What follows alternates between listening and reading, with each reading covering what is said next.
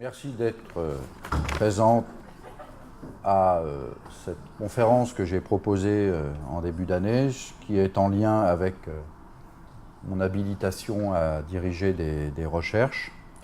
Et je me suis dit que ce serait aussi l'occasion, notamment pour les deuxièmes années, mais aussi pour un public plus large, comment on essaye de réfléchir sur une question de recherche, notamment sur une question qui est pour moi une problématique difficile. Donc j'ai intitulé cette conférence, qui se déroulera à peu près sur 1h20, Phénomène social de la radicalisation. Alors comme je disais à l'instant, cette conférence se déroulera à peu près sur 1h20 et ensuite on fera une petite pause et puis dans une deuxième partie, il y aura, j'essaierai de répondre à vos questions si vous en avez. Alors cette thématique de la radicalisation n'est pas venue par hasard, puisque j'ai travaillé longtemps sur la question des quartiers populaires urbains, ce qu'on appelle plus communément la question des cités HLM. Alors, je ne veux pas dire que le raccourci entre les quartiers populaires et la radicalisation est, j'allais dire, opératoire, bien au contraire, mais par un cheminement. Souvent les chercheurs ont des cheminements assez particuliers qui ne sont pas toujours rationnels, qui sont faits d'opportunités, d'occasions. Et moi, comme j'avais plutôt à la fin des années 2000 travaillé sur les formes de radicalisation des jeunes, mais qui n'étaient pas forcément en lien avec les attentats terroristes, mais sur une perception parfois tendue vis-à-vis des institutions, et les événements récents, notamment autour des assassinats de Charlie Hebdo ou du Bataclan. Voilà, j'ai décidé peut-être de prendre cette question et de voir comment, par le prisme de mes recherches, comment on peut essayer de réfléchir sur une question qui, à mon avis et à mon sens, n'est pas si facile que ça. Donc j'ai intitulé cette conférence « Phénomène social de la radicalisation » parce que je pense que pour beaucoup de sociologues, la question n'est peut-être pas si évidente que ça. Alors tout d'abord, on a pu voir depuis maintenant, notamment depuis Mohamed Merah, un ensemble d'événements plus ou moins dramatiques, qui, d'une certaine manière, met en scène souvent un ou plusieurs jeunes venant assassiner dans l'espace public des personnes autres pour des raisons qui restent quand même plus ou moins obscures quand on déconstruit davantage la question. Donc on a l'affaire Mohamed Merah, plus récemment Charlie Hebdo en 2015, le Bataclan, et puis aussi tout un ensemble d'événements, je pensais à Nice, notamment, et à Saint-Étienne-du-Rouvray, où un prêtre avait été égorgé par des jeunes. Alors la question, elle est pour le sociologue assez complexe dans la mesure où la question de la radicalisation, le phénomène de radicalisation, est tout d'abord, j'allais dire, prise par les médias. C'est-à-dire que, d'une certaine manière, le sociologue est en compétition avec d'autres métiers, comme le politique, qui va se saisir de la question, qui va condamner les attentats, par exemple. Alors, je ne veux pas dire que c'est une bonne ou mauvaise chose, mais qui va prendre position dans l'espace public. On a aussi les journalistes, et Dieu sait que sur BFM TV et CNews, notamment, pour ne citer qu'elles, on a vu parfois les images passer en boucle toute la journée, que ce soit pour Merah ou pour le Bataclan, avec parfois invités de manière impromptue ou rapide des experts ou des auto-experts proclamés, je ne sais pas comment les appeler. Et la question, elle est quand même centrale dans la mesure où le sociologue a du mal à s'emparer de ce type de questions quand l'émotion, l'indignation et la colère structurent un petit peu les discours des uns et des autres. Donc je vais revenir sur cet épisode, puisqu'on a eu l'ancien Premier ministre Manuel Valls, qui, à un moment donné, s'en est pris aux sociologues en disant il n'y aura pas d'excuses sociologiques pour expliquer ou comprendre ce type de phénomène. Donc Bernard Lahire, il y a 3 ans maintenant, a écrit un petit bouquin pour répondre à Manuel Valls, qui s'appelle Pour la sociologie, et il tente d'expliquer que chercher à comprendre un phénomène social, ce n'est pas l'excuser, mais peut-être pour le combattre, ou en tout cas mieux l'appréhender, c'est peut-être bien de se questionner sur pourquoi un certain nombre de jeunes en arrivent à commettre des actes qu'on peut qualifier d'inadmissibles dans l'espace public. Donc, la question est donc essentielle pour moi. Tout d'abord, on voit bien, par exemple, quand on commence à mener une recherche sur une question, comme c'est le cas pour certaines et certains d'entre vous aujourd'hui, quand on a de l'émotionnel, de l'indignation et de la colère, ça obscurcit encore davantage, j'allais dire, la prise de recul et la formulation de la question sociale. Donc il faut essayer, en tout cas, de répondre de façon la plus sereine pour comprendre un phénomène qu'on n'a peut-être pas forcément envie de comprendre aux premiers abords. Et c'est d'autant plus difficile, notamment si on a perdu un proche lors des attentats, etc. Comment le sociologue, lui, va pouvoir expliquer à des personnes qui ont perdu un proche, comprendre le mécanisme qui amène des jeunes à commettre l'irréparable. Donc on voit bien, tout d'abord, alors moi j'ai été un petit peu déjà vacciné par rapport à la question des quartiers populaires urbains, qui fait aussi souvent la une des médias, qu'on travaille sur un sujet souvent pollué par le discours commun. Et que le sociologue se doit de prendre ses distances avec ce discours, ce qui n'est pas toujours évident, loin de là. Alors à l'instant, je disais que le sociologue est lui-même concurrencé par d'autres professionnels. Alors j'ai parlé de l'homme politique, alors qu'il soit de gauche ou de droite, qui va condamner à juste titre les attentats, mais il y a aussi d'autres, j'allais dire, personnes qui, dans l'espace public, sont autorisées à parler. Je pensais aux journalistes aussi, qui lui, de par ce métier, va réagir dans l'immédiat, quitte même à se contredire l'heure suivante si une nouvelle information arrivait. Mais le sociologue a été aussi, j'allais dire, mis en compétition, je dirais même qu'il a perdu la compétition, mais j'y reviendrai après, mais il a été aussi mis en compétition avec d'autres professionnels, parfois même des universitaires. Tout d'abord, je pensais aux psychologues, et notamment en 2015-2016, j'ai vu un certain nombre de psychologues, alors ce n'est pas tous les psychologues universitaires, mais certains venir sur les plateaux télé, venir nous apporter une grille de lecture souvent toute faite sur les attentats en question. Notamment, alors je ne suis pas du tout un spécialiste des différents courants de psychologie, mais on avait souvent des psychologues qui venaient parler du nihilisme de ces jeunes, c'est-à-dire des jeunes qui sont dans un mal-être et qui cherchent à détruire la société. Alors ça, c'est une grille de lecture qui a plus ou moins fonctionné pendant 1 an ou 2, et je dirais même que cette grille de lecture est peut-être à l'origine des centres de déradicalisation, qui aujourd'hui sont en train de fermer les uns avec les autres. Alors, je pensais notamment au psychologue, Fethi Benslama, qui, lui, a été un des premiers, en tout cas, à nous expliquer, mais j'y reviendrai, après il a affiné sa grille de lecture, mais à nous expliquer, par exemple, qu'il y a un côté nihiliste chez ces jeunes, un sentiment de revanche, mais on reste quand même un petit peu dans l'expectative.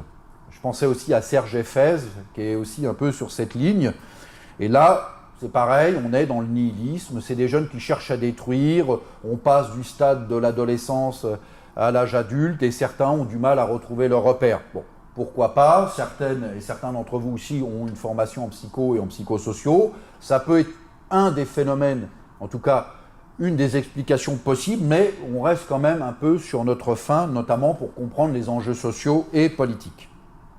Ensuite, on a eu, j'allais dire, une deuxième sorte de courant, ce que j'ai appelé les orientalistes, c'est-à-dire plutôt des chercheurs qui sont centrés sur les questions autour du monde arabo-musulman. Je vais très vite, hein, c'est très complexe.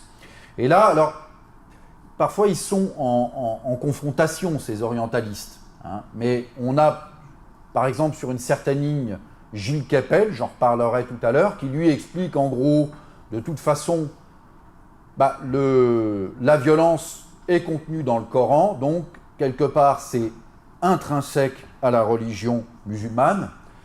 De l'autre côté, on a Olivier Roy qui lui, alors à la fois il était un peu sur le côté nihiliste des jeunes, mais en même temps il a proposé une piste que moi j'ai trouvée intéressante mais qu'il faudrait retravailler, c'est notamment sur l'islamisation de la radicalité, c'est-à-dire que la radicalisation a toujours existé, mais qu'aujourd'hui l'islam en est devenu le support, comme auparavant on avait d'autres idéologies qui étaient le support, comme le communisme il y a 40 ans. Entre les deux, on a aussi François Burgat, qui lui fait plutôt un lien entre la colonisation et, j'allais dire, l'islamisation, où il explique en gros que depuis la colonisation au milieu du 19e siècle, on a à nouveau des courants religieux musulmans plus ou moins sectaires. Bon. Alors ces orientalistes sont quand même très présents dans les médias, moins peut-être que les psychologues, mais notamment si vous allez sur France Culture, qui est un média alors, plus écouté par les universitaires et qui a, je dirais, par rapport à un grand public moins écouté, mais on a parfois des confrontations entre Gilles Kepel et François Burgat, ou entre Kepel et surtout Olivier Roy, même si Kepel est beaucoup plus médiatique. Pourquoi? Parce qu'en fait, c'est un troisième courant. Alors, j'ai mis Kepel parmi les orientalistes, mais il serait peut-être aussi proche des courants éditorialistes, ceux que j'ai mis dans un paquet un peu vaste, et je me ferais taper sur le doigt par certains collègues qui travaillent plutôt sur les éditorialistes, mais le troisième courant où je mets à peu près dans le même paquet Éric Zemmour ou Alain Finkielkraut, qui eux sont plutôt sur le choc des civilisations.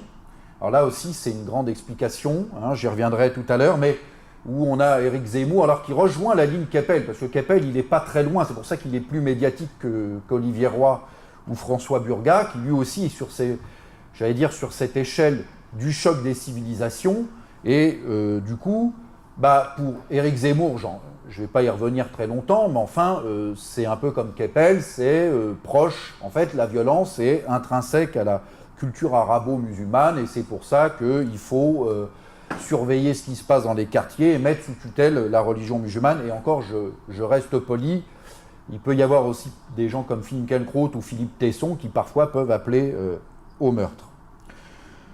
Donc on a ces trois grands, alors je les ai appelés courants, c'est un peu maladroit, je ne sais pas comment les définir, et ces trois grands courants, les psychologues, en tout cas certains psychologues, les orientalistes d'une manière générale, ou les éditorialistes qui ont monopolisé, on va dire, jusqu'en 2018, le discours public. Et les sociologues, effectivement, sont très peu présents.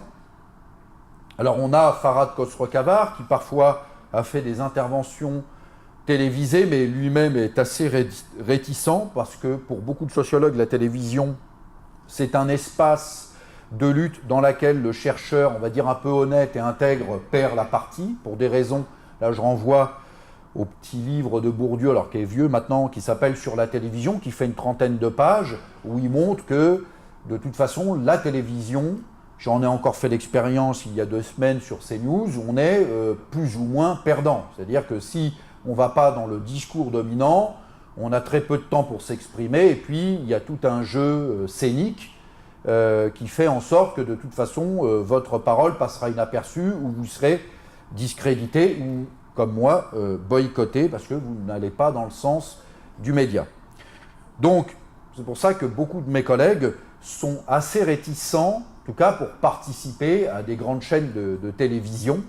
Alors ils sont beaucoup plus présents sur France Culture, ou des médias, j'allais dire plutôt alternatifs, où là on peut prendre la parole, comme aujourd'hui, sur 1 heure, 1 heure et demie, où on peut s'exprimer, même si on peut dire des bêtises, c'est pas la question, mais en tout cas, on peut exprimer une idée, la développer et la confronter.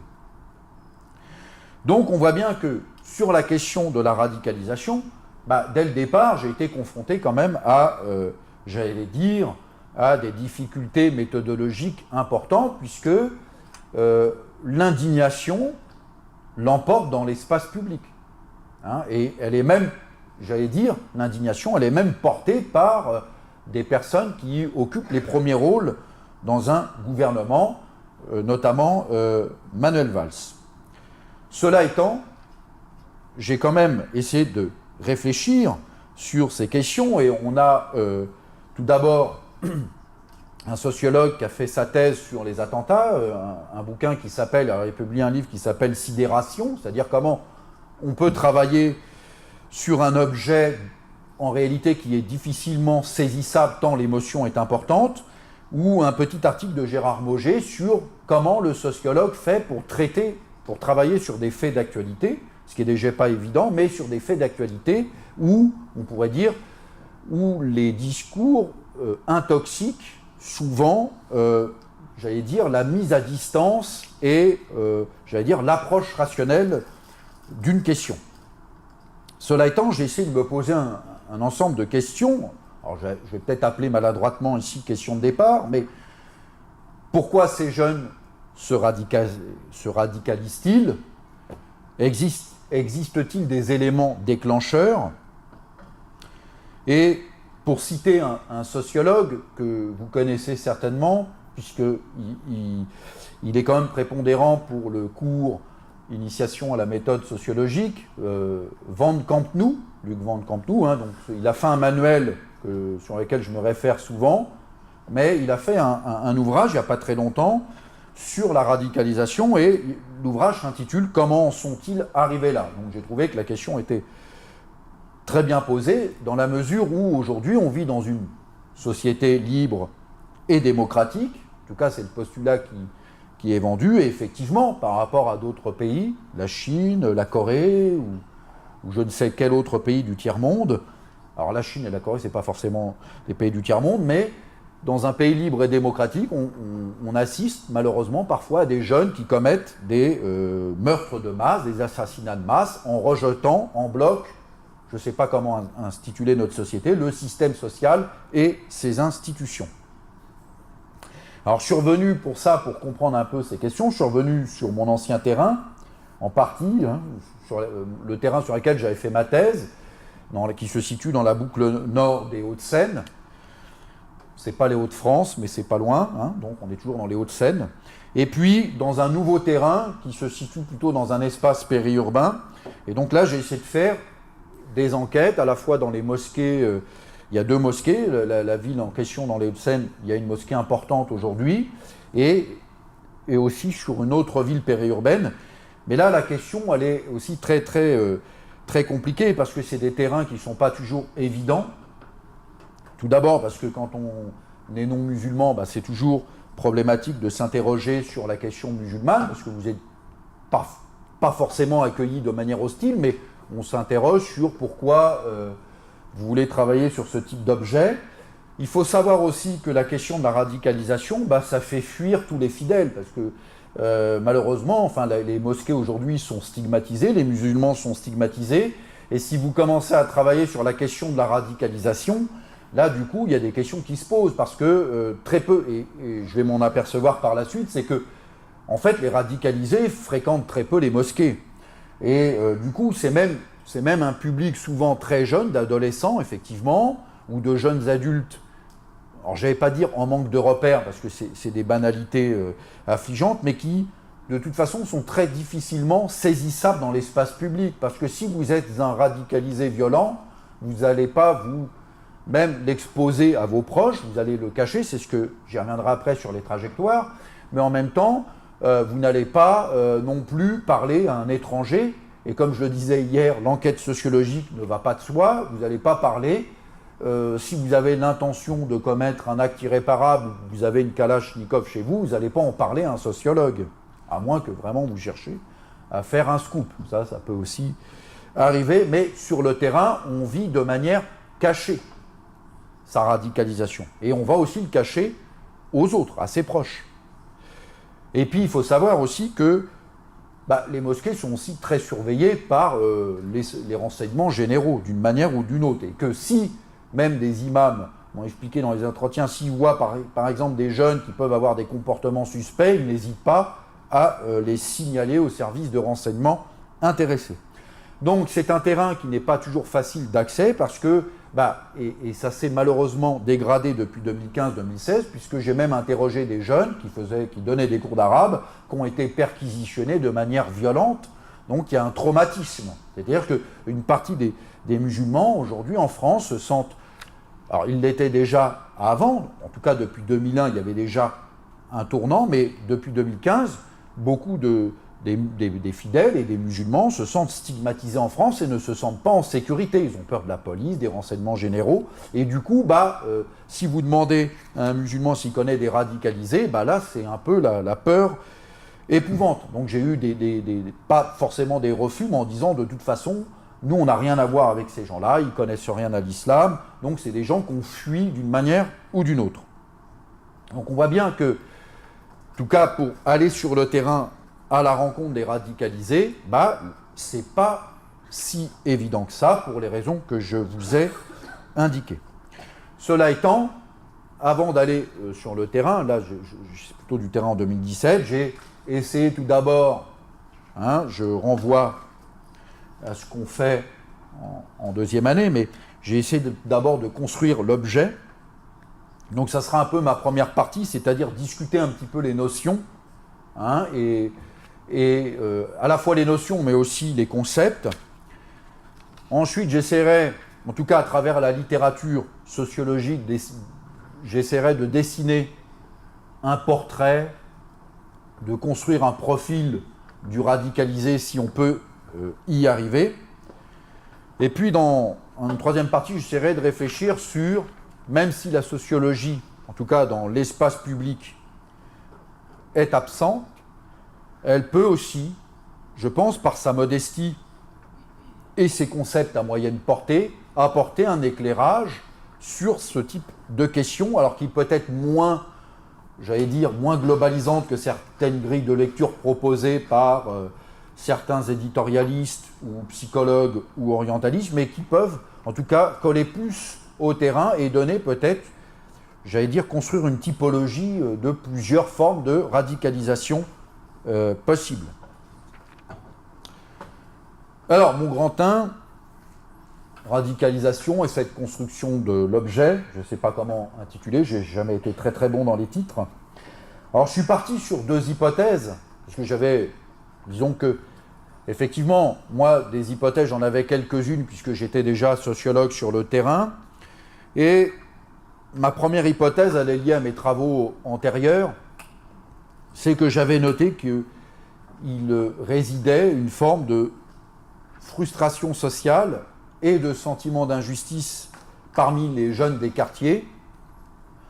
Et du coup, alors cette frustration sociale, elle remonte, je dirais maintenant, plutôt dans les années 80, notamment à travers la marche pour l'égalité contre le racisme en 83, qui a eu comme conséquence un effet de non-recevoir du parti en question, même si François Mitterrand à l'époque, le président, avait reçu gentiment un certain nombre de jeunes sur le parvis de l'Élysée, mais en réalité, alors sur l'immigration, il y a eu des effets, effectivement, la carte de séjour, le droit de s'associer, enfin de pouvoir monter des associations quand on est immigré, mais dans l'historique des quartiers populaires, on voit quand même, aujourd'hui ça a été mis à jour par des sociologues, une récupération du Parti socialiste autour de ces questions, ce qui fait qu'une partie des jeunes qui ont participé, en tout cas à cette marche, se sont retrouvés plus ou moins orphelins de cette marche.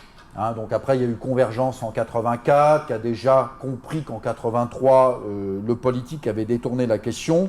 Je ne rentre pas dans les détails, pour celles et ceux que ça intéresse, il y a des vidéos dessus ou des articles de chercheurs sur ces questions-là. Et ça nous amène quelques années après, avec la dégradation des conditions économiques dans les années 90, où là, les émeutes deviennent beaucoup plus récurrentes jusqu'à l'émeute de novembre 2005, là qui a touché la France pendant 3 semaines. Et du coup, on est toujours dans cette première hypothèse, et pour certains chercheurs, notamment je pense à Abo, on est passé de la marche pour l'égalité et le contre le racisme en 83, où certains jeunes, entre guillemets, issus de l'immigration, réclamaient l'égalité, ne l'ont pas eu, et 20 ans après, leurs enfants ont un rapport beaucoup plus virulent vis-à-vis des institutions et se mettent donc à brûler voitures, etc., etc. Donc pour certains sociologues, on passe à une nouvelle génération qui ne s'inscrit plus forcément dans, la politique institutionnelle, mais plutôt dans une forme d'infrapolitique, c'est-à-dire le langage du feu et des pierres. Et pour certains sociologues encore, la radicalisation, 10 ans après, alors il faut savoir que le gouvernement français, je crois que c'était de Villepin qui était le Premier ministre, a mis un couvre-feu, etc. Et là aussi, on n'a pas véritablement entendu ces émeutes. Et il y a eu un effet de non-recevoir de la plupart des responsables politiques. Et pour certains sociologues, on serait passé aujourd'hui au stade 2, enfin au stade 3, pardon, la radicalisation. Donc j'ai pris cette première hypothèse pour montrer que la dégradation des conditions de vie dans les quartiers populaires nous a amené de la marche à la radicalisation 30 ans plus tard. La seconde hypothèse, elle est liée aussi à mes travaux précédents. Je reprends un peu l'hypothèse formulée par Olivier Roy, que j'avais lue, le djihad et la mort, où il pose la question finalement, mais ok, aujourd'hui on a des terroristes qui se réclament de la religion musulmane, mais il y a 30 ans c'était au nom du communisme, et il y a 100 ans c'était au nom de l'anarchisme. Donc il se pose la question finalement, oui mais c'est peut-être pas forcément l'islam en lui-même qui génère la violence, mais elle est devenue une forme de support. Et donc je me suis interrogé, finalement, aujourd'hui l'islam est devenu le nouveau support de la contestation, et qu'il porte, et j'y reviendrai tout à l'heure, il est le nouveau vecteur, un nouveau vecteur identitaire de reconnaissance et aussi de support politique pour une partie des jeunes, qu'ils soient issus de l'immigration ou pas. Donc ça, c'est deux formes d'hypothèses, vous voyez, qui sont peut-être pas tout à fait en lien les unes avec les autres, mais ça, en tout cas, ça m'a permis de construire un fil conducteur. Alors c'est aussi lié à une partie de mes lectures, je vous rassure. Alors, j'en arrive à l'étape suivante.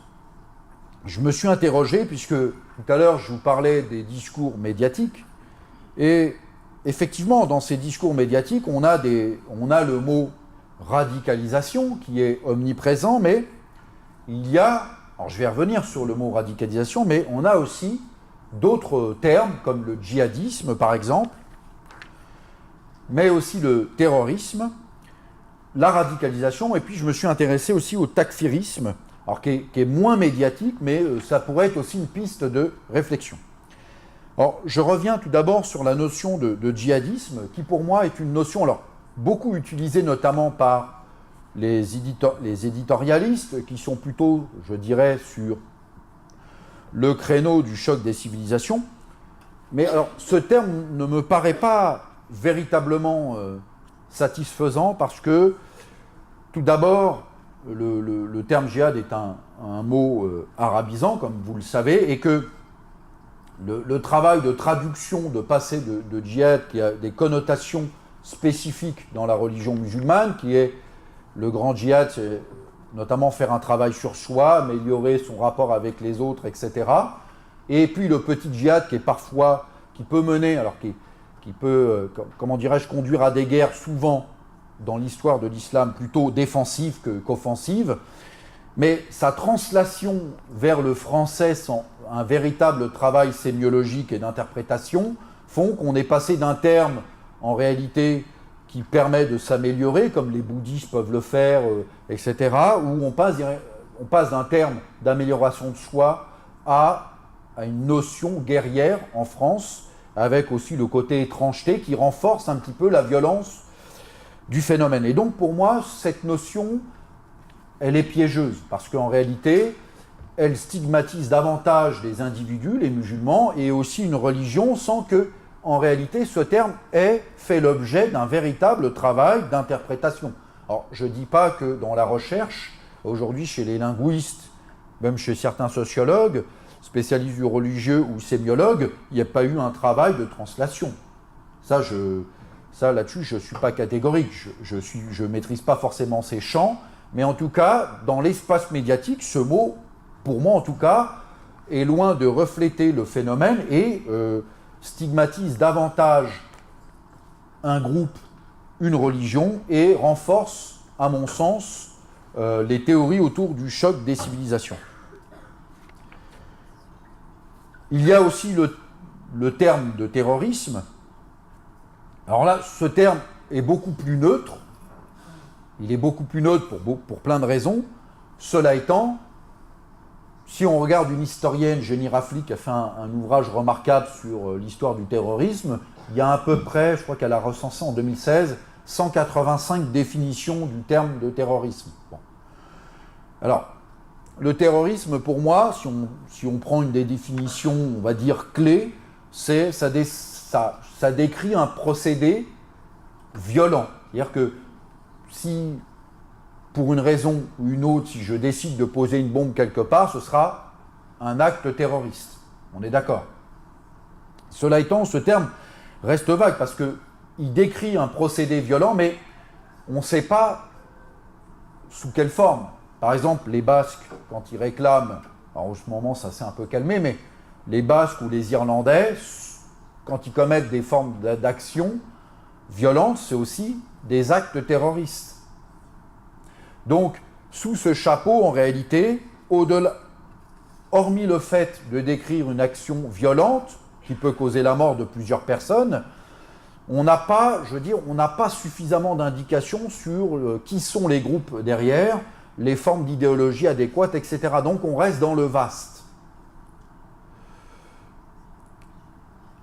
Alors il y a une autre notion, alors c'est pas forcément une notion en sciences sociales, mais que j'ai empruntée par rapport à des entretiens que j'ai faits auprès de jeunes musulmans, enfin de jeunes ou d'adultes musulmans, qui eux s'interrogent en fait plutôt sur le mouvement du takfirisme, qui serait une secte religieuse qui remonterait au temps du prophète, et que ces personnes, en fait, avaient des comportements violents au sein de la communauté musulmane et n'hésitaient pas à excommunier, même de manière violente, d'autres musulmans. Et certains jeunes qui, parfois, ont des connaissances, alors je ne vais pas dire, enfin, quelques connaissances, pas forcément érudites, mais peut-être pas sommaires non plus, m'ont dit, il faudrait que tu ailles voir, notamment si... Alors moi je ne suis pas théologien de formation, mais il y aurait peut-être une généalogie historique autour de ce courant takfiriste, hein, où parfois certains me disent, il y a tel savant, etc., qui sont plutôt dans ces courants où la violence est un moyen d'imposer sa foi, qui est très très minoritaire en islam. D'ailleurs, takfiri, je crois, ça veut dire aussi excommunier. Et du coup, ces jeunes-là m'expliquent, c'est quand même assez curieux que dans les médias, ce terme, alors on va plutôt désigner les salafis, mais on parlera très peu de takfirisme, alors que pour eux, ce serait en tout cas une notion opératoire dans l'espace public. Et certains me disent qu'ils connaissent à peu près, enfin un certain nombre de savants qui prêchent un peu ces violences et qui sont en dehors de la communauté musulmane, même s'ils partagent parfois des principes communs. Donc, le terme de takfirisme, moi je ne suis pas théologien, il y a peut-être, je crois que j'ai un chercheur là en ce moment qui s'intéresse un petit peu, mais lui il n'est pas sociologue, il est plutôt dans les sciences religieuses, qui s'intéresse un peu à la généalogie, et Farhad Khosrow-Khabar a fait un ouvrage en anglais, ça s'appelle Inside Djihadism, où il s'interroge un petit peu sur cette généalogie spécifique qui pourrait aussi expliquer un certain nombre de comportements violents. Enfin, on a le terme de radicalisation, peut-être le plus utilisé aujourd'hui. Alors pour certains sociologues, je pense que Stéphanie Dablemont vous a envoyé des propositions d'articles sur Moodle. où on a un article de Xavier Crétier, notamment dans la revue française de sciences politiques, qui lui défend cette notion de radicalisation, qui pour lui est opératoire, parce que à la fois il y a un mode de pensée, et cette mode de pensée est en adéquation aussi avec, j'allais dire, la mise en action d'une pratique violente. Pour d'autres sociologues, je pensais notamment à Gérard Mauger, pour lui le terme de radicalisation n'est pas satisfaisant parce que c'est une notion fourre-tout qui à la fois peut désigner, nous-mêmes on peut à des moments ou un autre de notre existence être mené à avoir des propos radicaux sur une institution, sur la société. C'est pas pour ça qu'on va forcément passer à la violence. Et puis, c'est un petit peu comme la notion de terrorisme, finalement, c'est que on a effectivement chez les musulmans une forme de radicalisation, mais il y a 2 semaines en Nouvelle-Zélande, on a aussi une forme de radicalisation, celle d'extrême droite aussi. On a chez les véganes, j'ai vu il y a 2-3 semaines des jeunes qui avaient été condamnés parce qu'ils ont cassé des boucheries ou brûlé, je ne sais plus. On a aussi chez les écologistes parfois des actions radicales, etc., etc. Et donc pour Mauger, notamment, c'est une notion fourre-tout et on ne sait pas quoi en faire en réalité. C'est-à-dire de quelle radicalisation on parle. Alors, pour le moment, j'ai opté provisoirement, c'est aussi ça la recherche, pour la notion de radicalisation islamique, un petit peu comme Van Campenou, qui lui dit pour le moment c'est ce qu'il y a de plus satisfaisant. C'est pas satisfaisant entièrement, on n'a pas trouvé un vocabulaire adéquat, mais c'est en tout cas préciser radicalisation islamique, ça serait mettre l'accent sur l'idée qu'il y a une radicalisation chez certains musulmans, mais qu'elle existe par ailleurs et on a une radicalisation extrême droite, on a une radicalisation végane, etc., etc. Bon, c'est pas satisfaisant, peut-être que dans 1 an ou 2, j'espère peut-être avoir trouvé un vocabulaire plus adéquat pour comprendre, en tout cas, ce phénomène qui, aujourd'hui, et avec le retour de certains jeunes de Syrie ou d'Irak, va certainement, peut-être en annexe des Gilets jaunes, occuper une partie de notre temps. Alors, j'en arrive à une nouvelle, à un grand B, je ne sais pas comment le dire, autour d'un contexte géopolitique et sociologique. Alors ça, c'est important parce que, notamment chez les psychologues, parfois, c'est pas toujours présent, ces notions-là, mais on peut aussi le comprendre.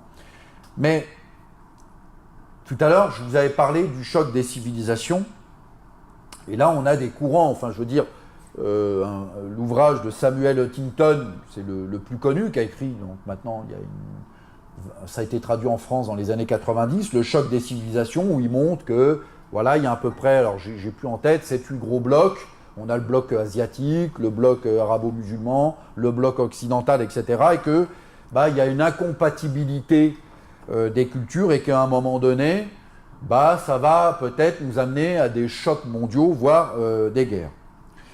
Alors, bien entendu, derrière Huntington, je ne vais pas en parler, mais on a plutôt un personnage qui nous a quittés il y a 2 ans maintenant, Brzezinski, à l'âge de 97 ans, qui a été conseiller, ça c'est marrant d'ailleurs, conseiller de Carter, de Clinton et d'Obama, qui, à mon avis, avait beaucoup plus d'influence que Samuel Huntington, qui était un grand universitaire, pas comme moi, mais enfin, un universitaire, il a, hormis ses idées, très peu d'influence, mais Brzezinski, lui, a mis en pratique, d'ailleurs, je ne sais pas qui a influencé l'autre, et Brzezinski a plutôt mis en pratique cette idée de choc des civilisations.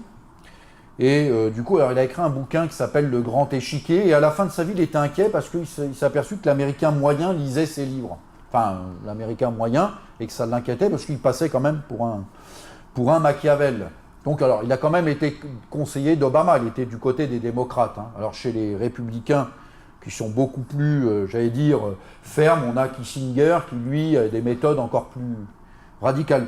Brzezinski, lui, c'est plutôt le côté psychologique. Non, on va plutôt les démolir psychologiquement. On ne va pas y aller par la force, mais plutôt par la douceur. Bon, c'est une école, hein, c'est une école de pensée.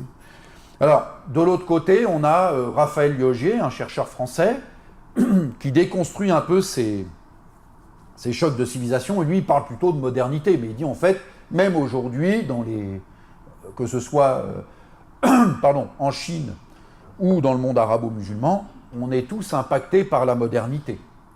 Et donc, lui, il dit en gros, c'est beaucoup plus compliqué et que, en fait, cette modernité fait qu'aujourd'hui, des musulmans peuvent vivre en Occident, des bouddhistes peuvent vivre en Occident, etc. Ce qui n'était pas le cas au XVIe et XVIIe siècle, où il fallait être obligatoirement chrétien, etc., etc. Donc, lui, il nuance quand même l'approche de Tinton et Brzezinski.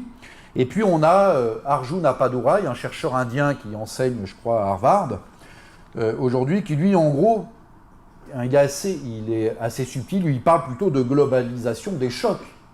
Et lui, il dit, derrière le choc des civilisations, il faudrait peut-être plutôt s'interroger sur les inégalités rampantes entre pays pauvres et riches, entre classes populaires et élites, et justement, est-ce que le choc ne viendrait pas là, et que ce ne serait pas un choc social, en réalité, maquillé en conflit de civilisation. Bon, vous voyez, c'est très partagé, toujours passionnant la sociologie, hein, quand on fait un état des lieux, donc on essaye en tout cas de prendre en compte ce qui est dit, et comment nous, on essaye de se positionner dessus. Et on a Zizek, alors c'est un chercheur hongrois, je crois, qui lui parle effectivement, il est sur la ligne d'Appadurai, on dit il y a bien une globalisation des chocs, mais on ne peut pas non plus nier la confrontation culturelle, et il montre effectivement, par exemple, le groupe au Nigeria, Boko Haram, ça veut dire la liberté des femmes est interdite, c'est-à-dire que finalement, il y a aussi la résistance parfois j'allais dire, de certains pays du tiers-monde face à l'émergence de l'Occident qui impose leurs valeurs autour de l'homosexualité, autour de la liberté des femmes, et Boko Haram explique, nous on n'en veut pas, nous on veut garder nos traditions, notre culture, etc. Et Zizek, il montre que ça peut être aussi, au-delà de la globalisation, au-delà du choc des civilisations, des confrontations culturelles, parfois à niveau tribal. Alors on a aussi, j'allais dire, alors ça c'est du point de vue des philosophes, des éditorialistes, choc des civilisations ou globalisation des chocs, on voit bien qu'on est quand même aujourd'hui sur une planète où les confrontations, même locales, peuvent regorger de violence, à la fois autour d'inégalités sociales, mais aussi de confrontations culturelles, et qu'il faut être nuancé par rapport au travail de certains chercheurs, qu'ils soient dans un camp ou dans l'autre. Et puis, parmi les sociologues, je reviens un instant sur les travaux de Gilles Kepel, qui est politiste à la base, qui est aussi sociologue, qui a été un des premiers dans les années 80 à montrer l'émergence de l'islam en France. Il a écrit un de ses premiers bouquins, qui était d'ailleurs pas inintéressant, Les banlieues de l'islam, où il voit des jeunes en basket avec un camis, où il dit à la fois ils ont la culture de banlieue et en même temps ils mettent des vêtements traditionnels, donc c'est un des premiers à le montrer dans les années 80. Et du coup, on a à la fois Kepel, qui est sur cette ligne, et puis récemment, Olivier Galland, que vous connaissez peut-être, qui travaille sur les jeunes, qui a fait un bouquin, alors un ouvrage collectif, alors qui a été très controversé dans le milieu de la recherche, qui montre qu'il a interrogé, je crois, 10 000 lycéens, et il a montré que les lycéens, j'allais dire, d'origine, non, c'est compliqué, c'est peut-être la 3e ou 4e génération, mais d'origine musulmane ont des tendances à être plus violents et à se montrer plus radicaux que les autres, devant les chrétiens, et puis tout en bas, on a les athées. Mais, limite, il met les chrétiens entre les deux, où ils sont aussi un peu plus virulents. Alors, cet ouvrage a été très critiqué dans la manière de construire, j'allais dire, les variables, etc. Cela étant, ça a été porté par un certain nombre de sociologues, et pour certains d'entre nous, on a plutôt qualifié l'approche de Kepel. Alors Kepel, il a fait notamment un ouvrage qui s'appelle Terreur dans l'Hexagone, qui là, où, on va dire depuis maintenant une dizaine d'années, il est passé à la vitesse supérieure, où on voit que ces deux sociologues, notamment Galland, parce qu'il y a aussi Anne Muxel, j'avais oublié, qui a participé à cet ouvrage, mais là, il n'y a pas très longtemps, le NPJJ, elle a eu du mal à assumer sa position, parce qu'elle a bossé avec Keppel, et elle a dit qu'en fait, le bouquin, elle y a participé, mais elle n'était pas vraiment... mais elle est quand même sur la page de couverture. Bon, c'est quand même assez incroyable. Et comme il y avait d'autres sociologues qui avaient pignon sur rue, c'était quand même difficile pour elle d'assumer une partie de ces résultats. Donc, en tout cas, pour une partie d'entre nous, ces approches, que ce soit Keppel ou Galland, on dit que c'est une approche essentialiste ou culturaliste, en tout cas, de la question de la radicalisation.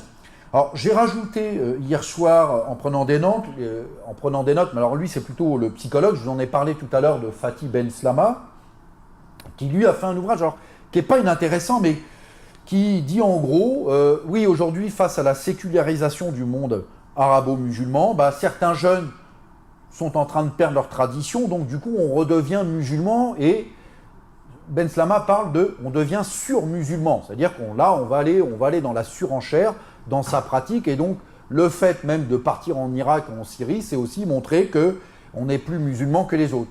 Sauf que certains collègues lui ont rappelé, mais aujourd'hui, face aux nationalistes français, par exemple, est-ce qu'on n'a pas des surnationalistes, est-ce qu'on n'a pas des surcathos, etc. Donc là, on voit bien, même chez les sociologues, et puis plus généralement dans les sciences humaines, parfois, une approche culturaliste de la question. Alors tout à l'heure, je vous ai parlé de François Burgat, que j'avais classé parmi les orientalistes, mais il n'est pas inintéressant, Burgat, parce que, alors là, je l'ai mis avec un anthropologue pour comprendre, c'est-à-dire comment moi, je vais essayer de me positionner par rapport à ça. Alors, on a bien compris que je n'étais pas sur la ligne Keppel-Galland, bien entendu, mais cette approche culturaliste et essentialiste me pose un ensemble de questions. Et donc, je me suis intéressé à l'approche, donc Alain Berthaud, je vous ai dit tout à l'heure, on passait de la marche pour l'égalité aux émeutes, puis à la radicalisation. C'est l'approche de Berthaud qui voit une généalogie, j'allais dire, de la souffrance des jeunes des quartiers. C'est-à-dire que la situation sociale et politique se dégrade, donc du coup, on passe de la marche pour l'égalité à la radicalisation. Et chez Burgat, alors lui, c'est pas du tout la filiation ou la généalogie sociale des quartiers populaires, mais c'est la généalogie sociale de la colonisation. Et alors je les ai mis dans le même paquet. En réalité, c'est une construction artificielle, puisque Burgat est sur la question coloniale, et Berthaud est sur la question sociale, ou plutôt la question de l'histoire sociale des quartiers populaires, mais c'est intéressant parce que ces deux sociologues, en fait, se rejoignent sur l'histoire d'une généalogie des perdants, c'est-à-dire soit le passé colonial du monde arabo-musulman, qui est perdant face à l'Occident, soit la généalogie politique des quartiers populaires, qui est perdant face, en tout cas, qui a du mal à être représenté, à avoir de la reconnaissance en France. Donc c'est aussi une généalogie qui montre que finalement, que ce soit l'histoire de la colonisation ou l'histoire des quartiers populaires, on en arrive à la radicalisation. Alors là aussi, vous allez voir, c'est assez compliqué parce que finalement, ça peut être une des explications possibles, mais c'est peut-être pas suffisant. Et enfin, il y avait aussi je m'étais intéressé, alors, je sais que dans mon habilitation, Isabelle Sommier, qui était assez virulente, m'expliquait que Dounia Bouzard, vous connaissez certainement, qui est une anthropologue et qui est aussi éducatrice spécialisée, qui a un centre de déradicalisation, je crois qu'elle est même là, elle a son siège social qui n'est pas loin d'ici, enfin sur l'île en tout cas. Et du coup, on a Dounia Bouzard, je pensais à alors Vincent de Gaulle-et-Jacques, que vous connaissez peut-être, qui est plutôt sur la sociologie clinique, ou un ethnopsychiatre qui s'appelle Toby Nathan, qui eux, ils voient plutôt des parcours individuels de souffrance. Alors je m'explique, c'est-à-dire que finalement, Toby Nathan, il a fait un bouquin, je crois, il a suivi une dizaine de jeunes radicalisés, et il dit, en gros, ces jeunes, c'est nos enfants, en fait. C'est nos enfants, c'est pas des étrangers, c'est pas des jeunes qui ont grandi à 2000 km. Et il dit, et lui-même, Toby Nathan, qui est d'origine égyptienne à la base, il dit, moi, j'ai grandi dans les Hauts-de-Seine, dans la boucle nord des Hauts-de-Seine, et moi-même, j'étais en colère quand je suis arrivé, parce que moi, en tant qu'Égyptien, j'étais mal accueilli, je vivais dans des bidonvilles, etc. Et que finalement, j'étais en colère quand j'avais 20-30 ans. Du coup, j'avais le sentiment de revanche par rapport à mes parents, etc. etc. Et du coup, quand il interroge ces jeunes, c'est parfois, alors soit on va voir, il y a des Français de souche depuis 2 ou 3 générations, mais qui ont mal digéré une période de leur vie, un grand-père tué à la guerre, etc. Et qu'à un moment donné, ou un autre, dans le parcours de ce jeune, ça refait surface. Alors De Gaulle et Jacques, à peu près, il a aussi mené avec une psychiatre, je crois, des entretiens avec des jeunes, où on retrouve aussi des jeunes d'une vingtaine d'années en souffrance, et que ça serait une histoire familiale qui n'aurait pas été digérée.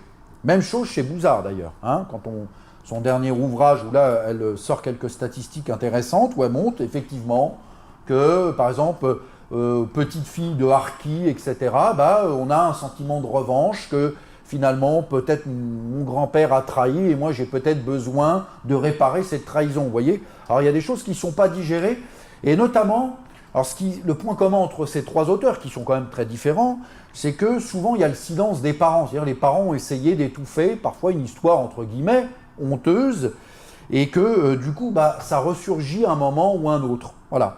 Alors ça semble très intéressant, et moi j'avais fait le parallèle quand j'étais un jeune étudiant, ça m'est arrivé, il y a bien longtemps maintenant, où les travaux de Martine Ovanessian, qui était plutôt d'origine arménienne, elle, où elle s'est intéressée à 3 générations d'Arméniens dans les années, je crois que c'est un bouquin qui remonte dans les années 90, où elle, finalement, elle montre souvent que la 3e génération essaye de se rapprocher de la première, celle qui est partie.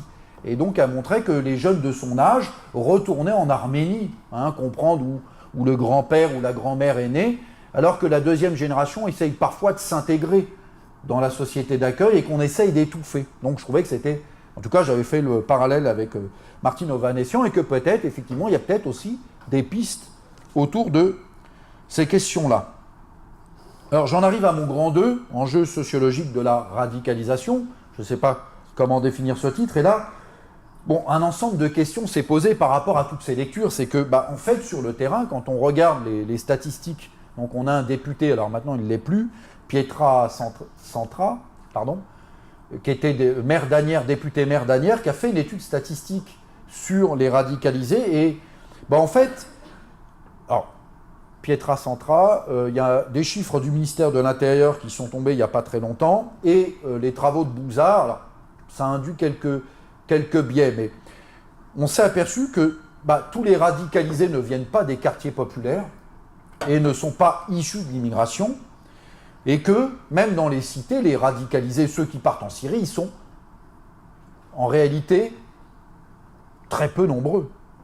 Et puis quand ils partent en Syrie, même par rapport à quand j'interrogeais des jeunes, mais il est complètement fou, quoi. Pourquoi il part là-bas? Enfin, ça n'a aucun sens. C'est-à-dire que c'est quand même, alors on en fait, et ça va quand même à l'encontre du discours commun, c'est-à-dire qu'on a 35 à 45% de Français, de Français de souche, j'aime pas cette expression, de Français depuis plusieurs générations qui se sont radicalisés en lien avec l'islam. Et alors ça quand même, ça bouscule, même je pensais aux travaux de Berthaud ou de Burga, c'est pour ça que je dis que c'est plus compliqué, ça bouscule un ensemble de données. C'est-à-dire que tous les radicalisés ne sont pas issus de l'immigration et ne sont pas issus des quartiers, et que même dans les quartiers, ils sont très peu nombreux, et ils sont même stigmatisés.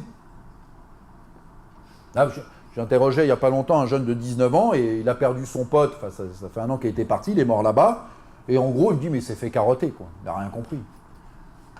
C'est ce qui ressort, c'est-à-dire que ça ne fait pas, alors c'est des propos bruts, ça ne fait pas l'unanimité. Alors tout à l'heure, je vous disais déjà dans les mosquées, si vous commencez à parler de radicalisation, tout le monde vous fuit.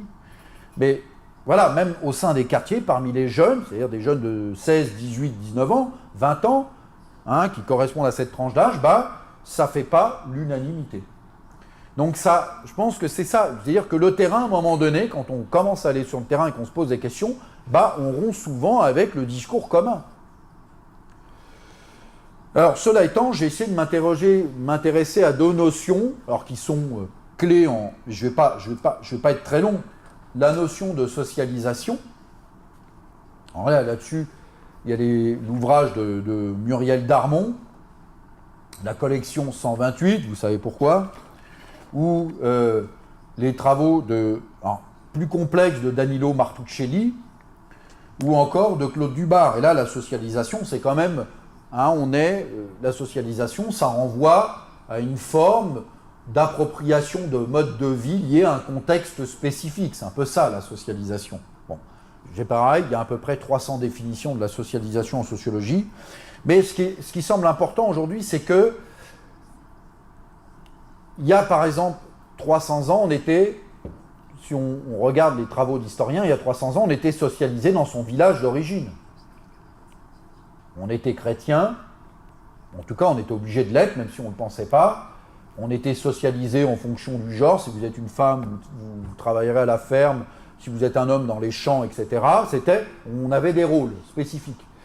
La société industrielle, Durkheim le montre très bien, on passe d'une solidarité mécanique à une solidarité organique. Et là, on est déjà dans la société industrielle, dans une socialisation un peu plus complexe. C'est pour ça que Durkheim parle de socialisation primaire, c'est la famille. Et puis la socialisation secondaire, c'est l'école, puis le travail. Et puis là, Martuccelli, avec aujourd'hui dans notre société, alors je ne sais pas comment la qualifier, mes collègues non plus d'ailleurs, je vous rassure, de société post-industrielle, et là, certains parlent de socialisation tertiaire ou de socialisation segmentée, c'est-à-dire que notre socialisation, elle est de plus en plus complexe. C'est-à-dire qu'à la fois, on est socialisé, si on a grandi à Tourcoing, on va être socialisé à l'école primaire de Tourcoing, on va être socialisé au sein de sa famille, mais on va être aussi socialisé par la télévision, et puis maintenant avec Internet, on va aussi peut-être s'intéresser à ce qui se passe en Chine, etc. Ce qui fait que, par exemple, pour les classes moyennes, aujourd'hui, on peut se convertir au bouddhisme, ce qui était impensable il y a 60 ans, parce que c'était une religion de l'Orient qui était complètement exotique, hormis peut-être pour les bourgeois qui voyageaient plus que les autres. Donc aujourd'hui, on est dans des formes de socialisation segmentée. Ce qui fait que, pour les jeunes, du fait qu'on est sur Internet, qu'on peut être en connexion à la fois avec la Chine, si on a un pote en Chine, et puis qu'on peut s'intéresser à telle forme de culture, et qu'en même temps, on est proche de la culture hollywoodienne américaine, et puis en même temps, défendre peut-être ses origines maghrébines, etc. Vous voyez qu'on est de plus en plus dans des socialisations complexes, segmentées. Ce qui fait que, pour certains psychologues, on parle de perte de repères, mais en réalité, c'est qu'on est peut-être aussi dans une nouvelle forme de reconfiguration, mais elle est complexe. Du coup, ça peut expliquer que 35 à 45% d'enfants de familles de Français depuis plusieurs générations, dont les parents sont athées ou écoutent du rock ou sont cathos, peuvent à un moment ou un autre s'indigner de ce qui peut se passer en Irak ou en Syrie pour de bonnes et mauvaises raisons et trouver dans l'islam aujourd'hui une justification alors que l'islam n'est même pas leur religion de naissance. Donc on est dans une complexification de la socialisation et je trouve que Martuccelli, sur la socialisation segmentée, alors Martuccelli c'est encore plus compliqué à lire que Bourdieu, d'une certaine manière, mais ça montre effectivement des pistes intéressantes de compréhension du monde. Et puis on a la notion d'engagement. Alors aujourd'hui, c'est quoi s'engager? Alors si on reprend, beaucoup de sociologues qui travaillent sur l'engagement ont, repris le schéma bourdieusien, c'est-à-dire que si on est né dans une bonne famille, par exemple, qu'on est mieux éduqué, je vais très vite, qu'on est mieux éduqué, on aura plus tendance à s'engager politiquement, à être conscient politiquement. Mais si on est issu d'un milieu populaire dans la survie, là, on aura un rapport soit utilitariste avec le politique, ou en tout cas un rapport très éloigné. Et donc, certains collègues ont montré que, en général, les gens qui sont, que ce soit à gauche comme à droite, c'est souvent des enfants de bonne famille, même au NPA. Vous voyez, c'est souvent ceux qui s'engagent au NPA, c'est les gens qui ont fait des études supérieures. Même si c'est à l'extrême gauche. Alors je ne parle même pas chez les républicains, vous voyez, mais c'est en général les gens de milieu populaire ou prolétaires n'ont pas le temps de s'engager politiquement. Ils n'ont pas le temps de se former, ils n'ont pas le temps de repérer les enjeux idéologiques, etc. Sauf que là, avec la radicalisation, j'ai montré qu'en fait, on est dans une forme de surengagement. Puisqu'en fait, c'est souvent, parfois des jeunes, alors, qui sont, pour certains, issus de milieux populaires, mais il faut quand même dire que du jour au lendemain, ils vont s'engager, quitte à prendre les armes à 2000 km de chez eux. Donc là, du coup, ils prennent le contre-pied de l'engagement. Puisque, dans une certaine mesure, ils vont s'engager à fond. Alors ça concerne une minorité. Alors après, qu'ils se soient fait manipuler ou qu'ils y vont pour de bonnes ou mauvaises raisons, c'est pas la question, mais il y a un surengagement. Bah, c'est quand même, psychologiquement, c'est quand même pas donné à tout le monde de pouvoir, à un moment donné, voilà, partir à 2500 km, combattre un pays complètement étranger, aux us et coutumes étrangères. Et ça, c'est pas nouveau. Hein. Il y a 20 ans, les jeunes de ma génération, ils allaient en Afghanistan. Alors, il y avait un reportage une fois sur un jeune converti, un blanc, qui est mort en Afghanistan, et puis ils lui ont fait une tombe, et il y avait des gens de la tribu à chaque fois qui passaient en disant « c'est quand même incroyable que ce jeune qui est venu de nulle part, de France, est venu combattre à nos côtés, etc. etc. » Bon, sans après que ça pose non pas aussi des problèmes avec les personnes, enfin les tribus locales, parce que parfois il y a des usages, des us et coutumes différentes. Mais en tout cas, il y a un surengagement de ces jeunes, pour ceux qui partent.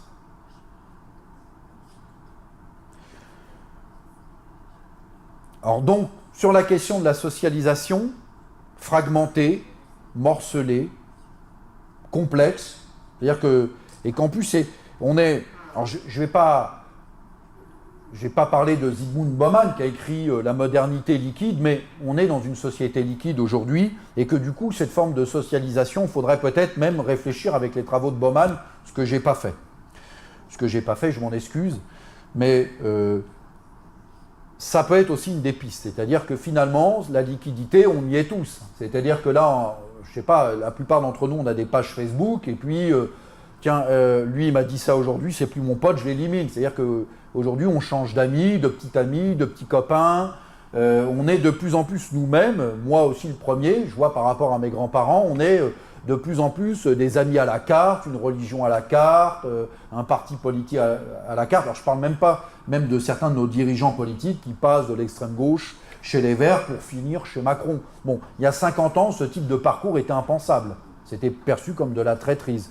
Aujourd'hui, ça fait partie... Alors je veux dire, c'est une réflexion, hein, c'est pas du tout négatif, c'est qu'on est dans une forme de réflexion sur cette modernité liquide où on est de plus en plus nous-mêmes flexibles. On ne s'en rend peut-être pas compte, mais si on regarde par rapport à nos générations précédentes, on est de plus en plus flexible, liquide nous-mêmes. Voyez ? Donc, surengagement, alors là, c'est peut-être le paradoxe, c'est-à-dire que dans cette modernité liquide, on a quand même des jeunes qui vont combattre pour un idéal qui est quand même assez loin, ou une utopie, ou ce que dit Khosrow Khavar, une dystopie, c'est-à-dire un idéal à l'envers, c'est-à-dire parfois une idéologie meurtrière, mais on va par contre se surengager, voilà, pour quelque chose parfois complètement éloigné de nos intérêts communs. Alors, je me suis aussi aperçu, en tout cas dans ce contexte de socialisation, que la plupart de ces jeunes radicalisés, j'y reviendrai, eh ben, ils sont à la recherche d'un cadre normatif et sécurisant. Alors, je reviens un instant sur ce que j'ai dit par rapport à la modernité liquide. C'est-à-dire qu'aujourd'hui, vous comme moi, bon, moi j'ai un CDI, mais vous comme moi, quelque part, bah, vous êtes dans une forme d'insécurité totale. Tout à l'heure, je vous parlais de liquidité, mais voilà, c'est-à-dire que vous ne savez pas ce que vous allez devenir dans 5 ans. Il y a 40 ans, vos grands-parents ou arrière-grands-parents, ils savaient qu'ils allaient rentrer à l'usine Thomson pour 50 ans. Ils se mariaient à peu près avec la même personne, pour le meilleur ou pour le pire. Mais aujourd'hui, vous ne savez pas si vous allez rester avec votre copain ou votre copine, même si vous êtes marié ou pas. En fait, je vous dis ça, je ne remets rien en question. Mais ce que montre très bien Ulrich Beck, c'est qu'on est en compétition les uns contre les autres. Là, en ce moment où je vous parle, peut-être que ma femme est séduite par son chef de service, j'en sais rien. Bon, ça m'inquiète. Mais quelque part, c'est-à-dire qu'on est aujourd'hui ce qui n'était pas... Il y a 30 ans, on était dans des cadres, plus ou moins. Mais aujourd'hui, on est... Ce que montre Beck ou Bauman, c'est qu'on est en compétition les uns contre les autres. Alors pour des jeunes de 16, 18, 19, 20 ans, qui se posent des questions sur leur avenir, eh ben, on est dans une société, même si elle est libre et démocratique, qui n'est pas sécurisante, qui ne propose pas de cadre sécurisant parce qu'on ne sait pas ce qu'on va faire. Hein, il y a la crise écologique qui se prononce, il y a la crise économique, il y a l'incertitude, etc. Eh bien, aujourd'hui, l'islam propose un cadre sécurisant. Attention, je ne suis pas en train de vous convertir, c'est pas ce que je veux dire. En plus, c'est filmé, ça peut me retomber dessus. Mais alors, le communisme en proposait un il y a 30 ans. Aujourd'hui, il est un peu obsolète pour des raisons géopolitiques. Mais il y a des personnes, Khosrow Kavar, il interroge des jeunes filles avec Fethi Benslama, et il y a des filles qui disent moi, je veux un vrai mari. Parce qu'en fait, c'est des filles qui viennent de familles, parfois familles blanches, recomposées. Elles ont connu 2 ou 3 beaux-pères pour certaines, et donc du coup, avoir un vrai mari et fonder une vraie famille, c'est un cadre sécurisant. Je ne veux plus vivre dans une famille où je change de beau-père et je suis dans un cadre insécurisant. Vous voyez, donc il y a une recherche de cadre, une recherche de normes. Vous voyez, donc face à un monde fuyant. Et donc, quelque part, pour certains jeunes radicalisés, l'islam, en tout cas l'islam tel qu'il est interprété par ces jeunes, propose un cadre sécure et normatif. Et comme je vous disais tout à l'heure, face à la socialisation liquide et segmentée, pour certains jeunes, en recherche de sécurité, en tout cas, l'islam peut proposer un cadre sécurisant. Je parlais, il y a aussi, pour certains jeunes notamment, alors là, comme je vous disais tout à l'heure, il y a quand même entre 50 et 60% de jeunes issus des quartiers ou issus de l'immigration, et pour certains, effectivement, ça peut être la revanche des faibles, des acteurs faibles. Donc il y a des sociologues qui ont travaillé sur cette notion d'acteurs faibles. Bon, je ne vais pas rentrer dans les détails, mais ce qui est très intéressant pour cette recherche d'acteurs faibles, c'est que finalement, là, la généalogie de Berthaud ou de Burga, c'est-à-dire, oui, nous, en tant que musulmans, on est... regardez, ils bombardent la Syrie, etc. J'ai envie de défendre les Irakiens. Moi, en tant que jeune des quartiers, j'ai subi de la discrimination, etc. Et en tant que musulman, etc., là, j'ai envie de défendre mon identité, ma communauté, peu importe. Hein. Là, il peut y avoir, ça peut fonctionner pour certains, mais pas pour tous. Donc, on a aussi la question de la revanche de l'acteur faible. Mais ce qui m'a semblé aussi central, parmi les profils des radicalisé, c'est la notion d'exil. J'en ai parlé brièvement ce matin, autour d'un café, mais cette notion d'exil, en fait, c'est très compliqué. C'est-à-dire, c'est Jenny Raflik, l'historienne, qui montre qu'il y a un exil intérieur et un exil extérieur. C'est-à-dire que beaucoup des terroristes, même chez les anarchistes au XIXe siècle, c'est des personnes qui sont soit déclassées intellectuellement. Par exemple, on a beaucoup d'anarchistes, c'est des enfants de la bourgeoisie, mais qui a été ruinés pour des raisons X ou Y, et qui du coup veulent défendre la cause des prolétaires, mais ils ne sont pas prolétaires non plus. Donc c'est des gens qui vivent un peu à part. C'est des parcours un peu dissonants, en discontinuité. Et Keppel, là, dans son bouquin Terreur dans l'Hexagone, il donne un exemple très, très intéressant. Il montre donc un déconverti, Nicolas Abdul Rahman, qui est un enfant de famille monoparentale, mais la mère, elle est, je crois, militaire de carrière, dans une caserne, et tous les 3-4 ans, elle déménage.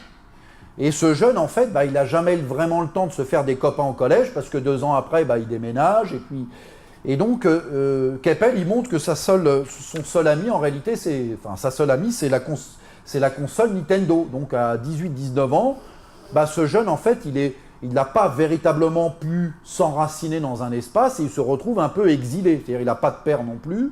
Sa mère est souvent absente, même si elle est dans la caserne, et il déménage sans arrêt. Donc il est dans un exil permanent. Donc, ce qui fait qu'à un moment donné, il va devenir porte-parole de Daesh et même peut-être en tout cas parmi les Français, un des plus grands criminels. Je crois qu'il a été abattu il y a 3-4 ans.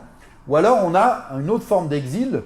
Donc c'est un Mehdi Nemmouche qui est né pas loin d'ici à Roubaix. Et lui, alors c'est autre chose, c'est plutôt un fils de harki. Ça veut dire que fils de harki, il n'est pas forcément reconnu dans la communauté maghrébine parce que ses parents sont vus, ou ses grands-parents, comme des traîtres, donc pas intégré dans la communauté musulmane, mais de par son faciès extérieur, il subit les discriminations de la société française. Donc ça donne aussi, à travers ces 2 exemples, on a 2 formes d'exil. Et si on regarde même les terroristes de la bande Abadère, etc., on retrouve parfois des personnes qui n'ont jamais eu de milieu social, qui n'ont jamais pu s'enraciner, avoir, entre guillemets, une vraie famille, de vrais amis, et que c'est des gens, en fait, qui se sont plus ou moins, entre guillemets, déshumanisés par un parcours de socialisation j'allais dire, plus ou moins chaotiques. Ce n'est pas forcément des pauvres. Hein. Parce que parfois, on a tendance aussi à associer pauvreté et terrorisme. Non, parfois, ça peut être Nicolas Abdourahmane, c'est un enfant de classe moyenne. Hein. Sa mère, elle est quand même lieutenant-colonel, mais il n'y a pas d'enracinement. Alors, on voit bien aussi, parmi ces radicalisés, je vous ai dit qu'il n'y a pas que des jeunes des cités, loin de là, qu'on a des Français, entre guillemets, de souche, mais on a aussi des filles, des garçons. Mais quand même, j'ai oublié quand même de le dire, c'est important, mais ça va de soi, c'est que 95% des radicalisés sont des jeunes. C'est-à-dire que la plupart des faits, des méfaits qui ont été commis ou des personnes qui ont été incarcérées suite à des signalements de radicalisation, ce n'est pas des gens qui sont au 3e âge, ils ne sont pas dans les EHPAD. Ça concerne la jeunesse. Alors c'est pas anodin, et souvent les anarchistes au 19e siècle, ils ont moins de 30 ans, ceux qui commettent des méfaits. Pareil, la bande Abadère, Action Directe, c'est des gens de 20-30 ans. Donc ça concerne des jeunes. Alors après, ils ont des parcours un peu divers. Hein, j'ai montré, pas tous des quartiers populaires, parfois des classes moyennes, petites classes moyennes. Alors peut-être en déclassement, il y a des filles, il y a quand même 30 à 35% de filles, et bon, le reste de garçons, mais c'est quand même, il n'y a pas une trajectoire type. Même si les facteurs que je vous ai expliqués à l'instant peuvent permettre de construire un portrait robot. On a aussi beaucoup de convertis et de néophytes. Alors les convertis, ça peut être des Français de souche qui découvrent du jour au lendemain la religion musulmane, mais ils vont très vite. C'est-à-dire que certains de ces jeunes ne connaissent pas très bien l'islam, mais au bout d'1 ou 2 mois, passent à l'action. Parce qu'en fait, j'y reviendrai, il y a aussi la volonté de passer à l'action. Par exemple, le salafisme est à l'opposé de passer à l'action. Le salafisme, c'est on pratique de manière rigoureuse sa religion, mais on ne passe pas à l'action. On fait ses 5 prières, on ne mange pas ci, on ne fait pas ça, etc. Mais on ne passe pas à l'action. Et là, la plupart des radicalisés passent à l'action. Et on a aussi des convertis et beaucoup de néophytes, c'est-à-dire même parfois d'enfants de familles musulmanes, mais qui ne connaissent pas grand-chose à la religion.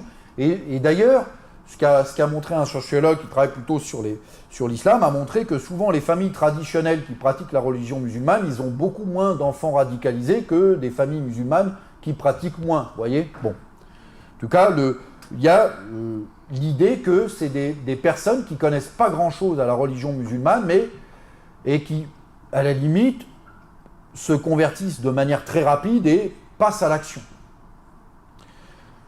Souvent aussi, parmi ces radicalisés, dans ce que j'ai pu lire et observer, c'est parfois des gens qui ont déjà des parcours dans la violence ou la délinquance. Alors Mohamed Merah, par exemple, mais d'autres, Medine Mouche aussi. Là, il y a celui qui a... J'arrive plus à prononcer la ville où il y a eu le marché de Noël à Strasbourg.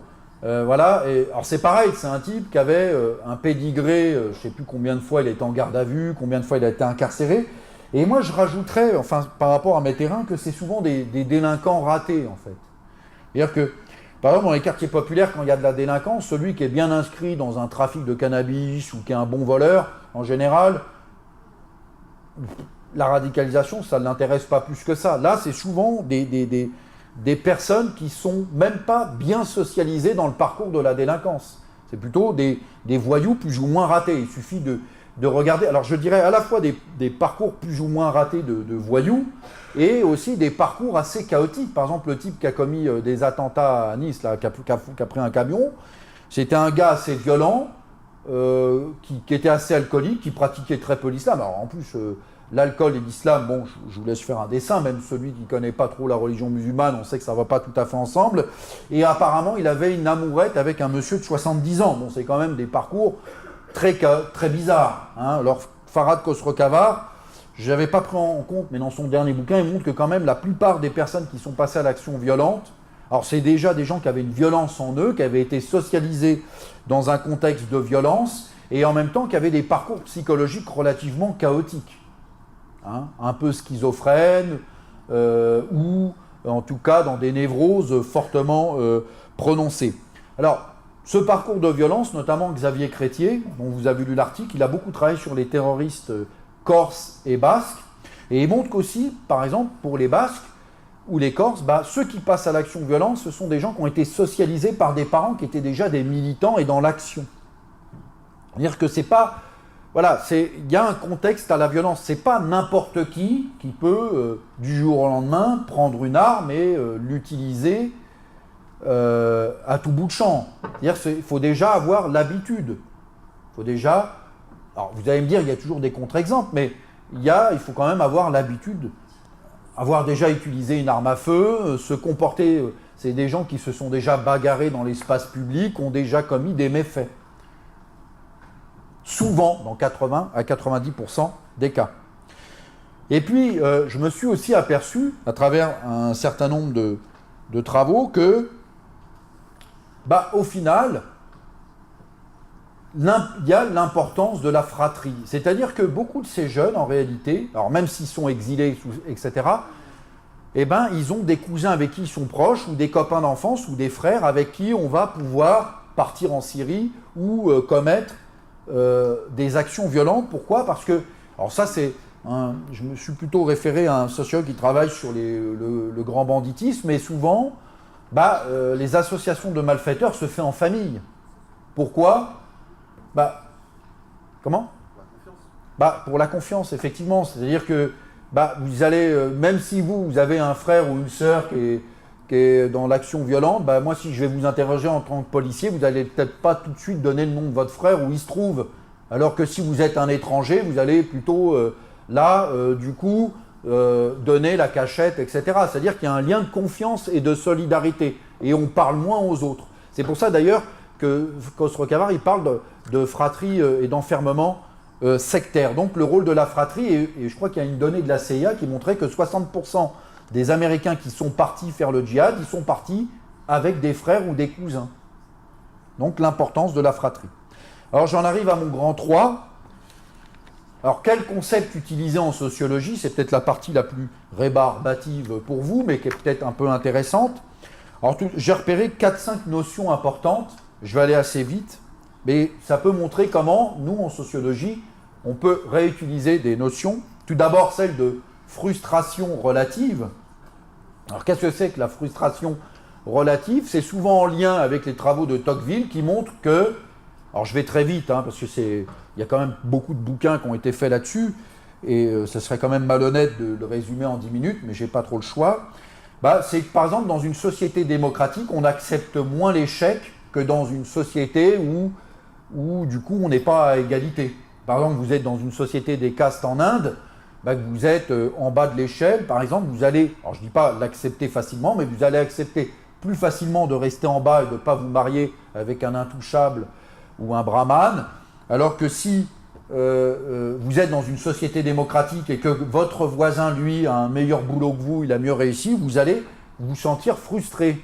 Donc ce qui explique parfois des passages à la délinquance chez certains jeunes, en disant qu'en fait, alors Tocqueville, et puis on a Merton notamment, un sociologue américain, qui montre, finalement, certains délinquants, ils veulent s'intégrer dans la société, mais ils n'ont pas les moyens légaux, c'est pour ça qu'ils volent. Pour pouvoir avoir de belles voitures, sortir avec les plus jolies filles, ou si c'est une nana délinquante avec les plus jolis mecs, peu importe, mais on veut vivre avec des standards de gens riches, et on n'accepte pas sa condition. Et alors du coup, on a Raymond Boudon, qui est aussi sur cette lignée, qui parle d'effets pervers des sociétés démocratiques, où on a vendu l'égalité, liberté, égalité, fraternité pour tous, et qu'en réalité, si vous êtes un peu le dernier de cordée, vous allez peut-être mal le vivre et vouloir vous venger de de ce sentiment d'arnaque. Ce qui fait que Gérald Bronner, par exemple, qui travaille sur la radicalisation, il montre que finalement, le radicalisé, c'est quelqu'un qui a intériorisé les normes démocratiques, mais il a perdu la partie, et parfois quand on est mauvais joueur au poker ou au Monopoly, on décide de renverser la table. Donc du coup, pour Bronner, c'est un acteur rationnel qui cherche à se venger de la société qui l'a floué. Donc ça, c'est l'approche de la frustration relative. Ensuite, on a chez les Tourainiens la question de la subjectivité déniée. Et donc on a, alors je vais aller très vite, on a Khosrow-Khavar dans cette lignée, ou Ferret, Jérôme Ferret, qui a fait sa thèse avec Viviorca, et Ferret, lui, il montre, bah voilà, moi en tant que musulman, vous ne me reconnaissez pas mon identité, et ben moi je ne reconnais pas votre société. Donc il y a un rejet mutuel, ce qui implique une augmentation des violences réciproques, ce qui fait qu'à un moment donné, pour Khosrow-Khavar, par exemple, on va revendiquer sa religion de manière plus ferme et de manière provocatrice. Bon, pouvant emmener parfois à des pathologies jusqu'à la radicalisation. La notion de politicité, alors elle n'est pas très adaptée pour la notion de radicalisation, ça serait plutôt pour les mouvements des Gilets jaunes, par exemple. C'est-à-dire on revendique une égalité politique. Bon, dans le cas du djihadisme, ce n'est pas tout à fait le cas, parce que la plupart, en tout cas des jeunes radicalisés, ne reconnaissent pas le système démocratique français, donc le rejettent, donc ils ne cherchent pas à être reconnus par ce système, en tout cas au stade où ils en sont. Donc j'ai rejeté cette notion. Il y a celle d'économie morale, alors développée par David Thompson, qui était un sociologue marxiste, qui montre que l'économie morale, c'est à un moment donné, si, je vais donner un exemple très simple, si je fais à la suite de ma conférence un partiel surprise, bon, là, vous risquez de vous indigner et de trouver ça totalement injuste et vous allez vous rebeller. Et donc, pour certains sociologues, on appelle ça une forme d'économie morale. C'est quand vous estimez qu'à un moment donné, le pouvoir vous écrase, que les institutions vous stigmatisent, etc., que ça devient intolérable pour vous et que vous vous rebellez. Donc, Thompson, il a fait un très beau livre qui s'appelle « La guerre des forêts », où il montre qu'avec l'arrivée du capitalisme au XVIIe siècle, les paysans n'ont plus droit de glaner, c'est-à-dire aller chercher du bois, d'aller, chasser le lapin, etc. Et donc du coup, parce que comme c'est des nouveaux notables qui reprennent la forêt, qui veulent, l'exploiter de manière capitaliste, il va y avoir des formes de rébellion entre nobles et certains paysans, etc. Et donc Thompson développe la question d'économie morale. Donc il y a aussi une économie morale dans les quartiers populaires. Petit e, je sais que ça va faire hérisser les cheveux de certaines étudiantes ici, le concept d'habitus de Bourdieu. Je sais, c'est toujours violent quand je parle de Bourdieu. Bon alors, je vais aller très vite. Bourdieu, c'est des chaînes de dispositions héritées, et que cette notion d'habitus, elle est complexe parce qu'il y a une dimension objective, c'est-à-dire le lien qu'on peut avoir avec les autres, avec les institutions, avec le pouvoir, mais aussi d'une dimension subjective, c'est-à-dire ce qu'on a intériorisé. Et alors pour le moment, je n'avais pas dans mon habilitation travaillé sur la notion d'habitus, mais là pour un article que je suis en train de rédiger, je travaille sur ce concept d'habitus qui est quand même pas si aisé. C'est pour ça que je suis toujours mort de rire d'envoyer des étudiants lire Bourdieu, mais c'est aussi un concept qui pourrait être utile pour comprendre des passages ou pas à l'acte.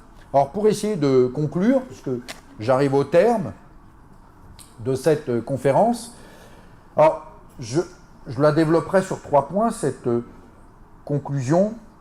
Tout d'abord, c'est un terrain difficile, comme vous avez pu le voir, et que seuls les sociologues qui ont enquêté en prison ou à la PJJ ont pu rencontrer des jeunes radicalisés, mais de rencontrer, entre guillemets, des jeunes radicalisés dans l'espace public, vous comprenez bien qu'aujourd'hui c'est assez difficile.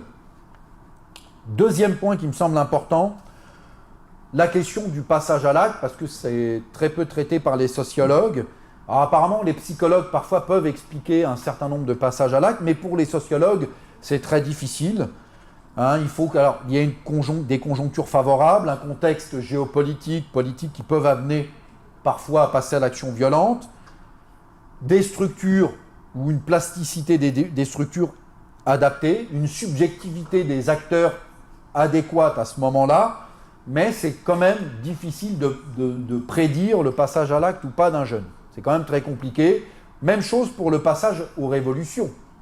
Là, par exemple, sur les Gilets jaunes, certains experts se sont aventurés sur cette question, mais pour le moment, on est à des formes d'insurrection, j'allais dire, locales ou circonstanciées, mais on n'est pas à un passage à la révolution. Et en ce moment, je suis en train de lire un auteur, vous voyez, c'est toujours ça le travail de recherche, Federico Tarragonic, qui est plutôt boudonien d'ailleurs, mais qui a écrit un bouquin qui s'appelle « L'énigme révolutionnaire ». C'est-à-dire que, voilà, il faut vraiment qu'il y ait des...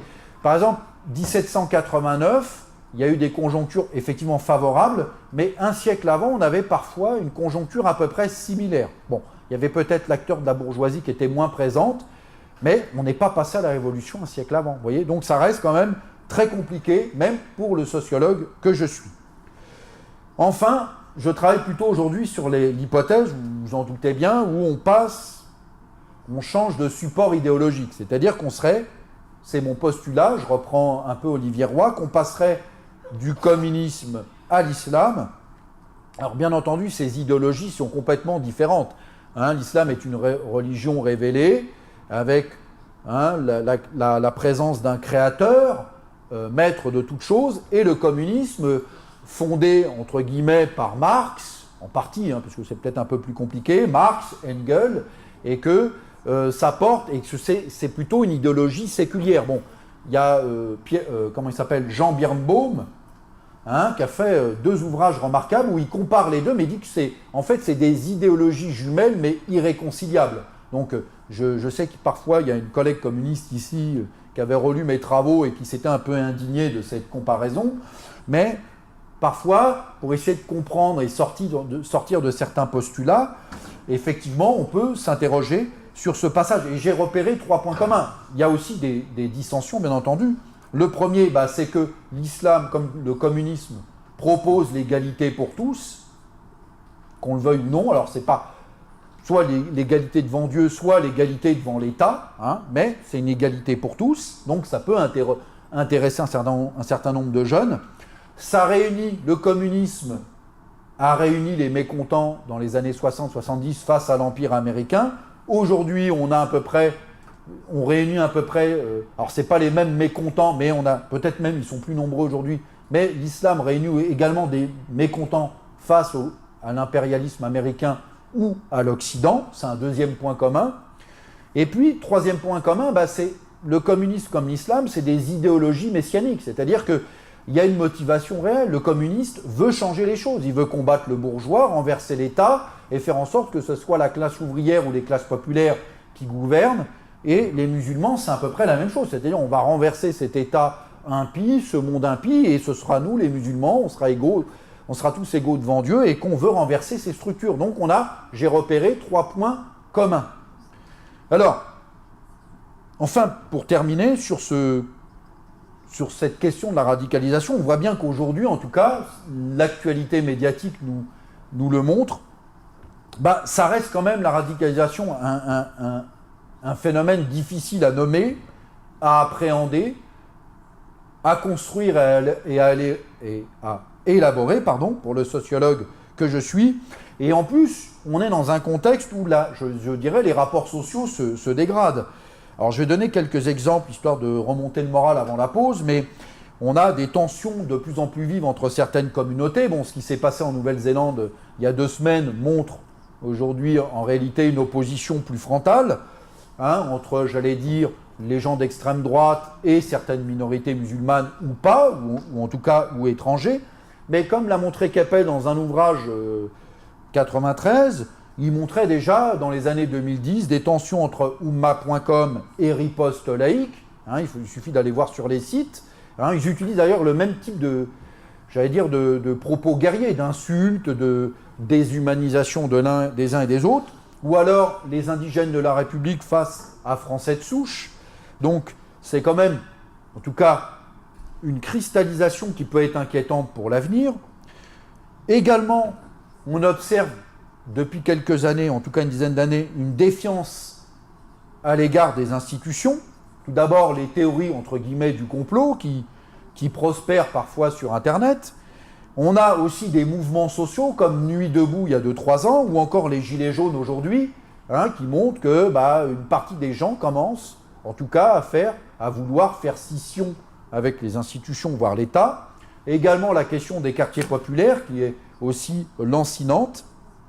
Et enfin, des formes de radicalisation en extension, que ce soit portées par des musulmans, entre guillemets, je vais très vite, soit par l'extrême droite, soit par des écologistes, soit par des véganes, ou même, ce que disait un préfet il n'y a pas très longtemps, par des laïcards au premier degré. Donc, voilà, un monde de plus en plus conflictuel.